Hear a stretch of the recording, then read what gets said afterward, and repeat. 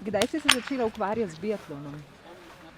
Ja, v biatlon sem jaz stopila, rekla, zelo pozno, ali pa dokaj pozno, v nekih nenavadnih letih, v prvem letniku v gimnaziji, to se pravi pri 15 letih.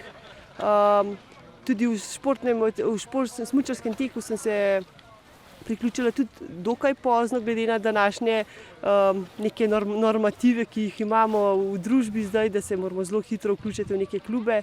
Tako da jaz sem se klubu pridružila pri 13 letih in po 2 letih res sem zagrizla v delo, zelo zavestno, vztrajno, nepopustljivo sem se udejstvovala treningov in zelo hitro napredovala, tako da so me na to povabili v biatlonske vrste pri 15 letih in sem seveda sprejela to ponudbo in se predala nekako biatlonu in teku na smučeh in pa puški. Kateri rezultat ali kateri uspeh je v tvoji karieri zate najpomembnejši?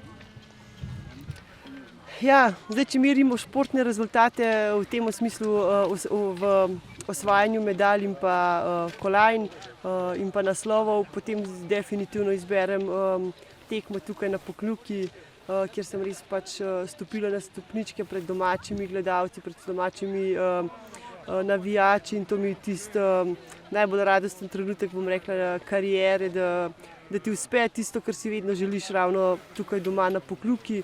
Tako da to mi je bilo res zelo dobro. Če pa merim to kot dosežek v karieri, pa vsekakor to, da se po vsakem porazu nekako znaš pobrati in teh porazov, bom rekla, ni bilo malo.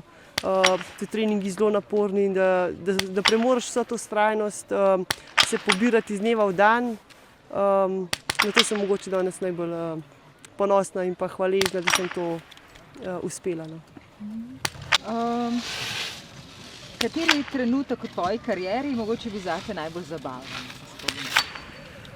Ja, mogoče tako, ko sem bila še kot začetnica v biatlonu, prvo leto ali drugo leto v biatlonu, ko smo imeli štafetno tekmo, mladinsko štafetno tekmo in ko sem prišla na štart, sem čakala, da mi sotekmovalka preda štafeto. Sem stala v predajnem prostoru pač brez svoje puške in sem jo pač pozabila v svojem koridorju.